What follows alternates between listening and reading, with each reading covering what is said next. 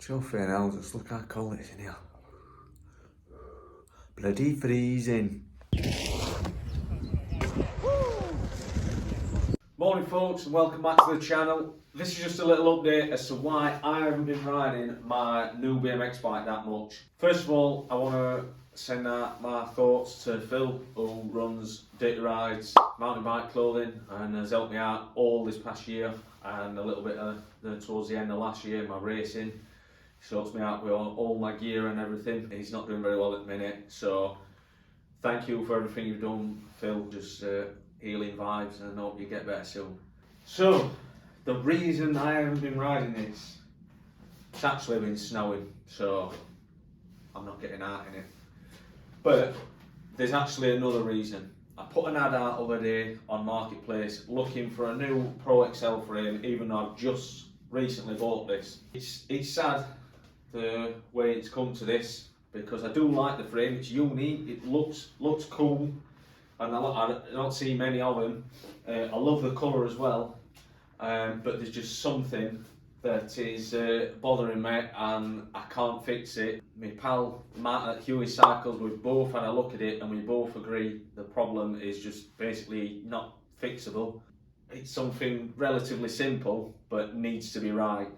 I'm not too sure how it's been let out like this, because I would have thought the frame would have had a PDI sort of like inspection before leaving factory or something like that, but I do believe that it's a manufacturing problem. It's just my luck basically that I would get this frame, that they're probably the only one that's ever had this issue. I tried googling whether there are any GHPG1 recalls or anything like that.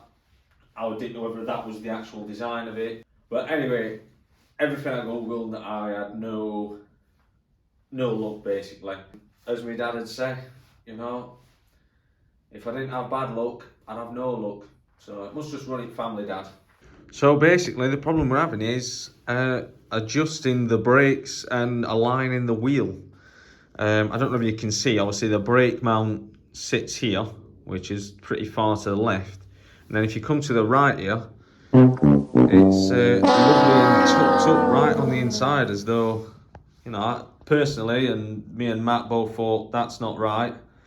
And we're having trouble, although it looks like it's free now, the brake, but it's catching on the left hand side. When we, obviously it's, the wheels come out of line, so it's not really sat where it's supposed to. And we can't seem to get it to sit where it wants to sit without it catching on this side. And we physically can't move that any further to the right where it needs to be sat. So if you look at the top, you can see it's pulling to the right hand side. I did have trouble when I did my setting it up video, but I didn't know whether that was just the design of the frame or something. I wasn't particularly too sure.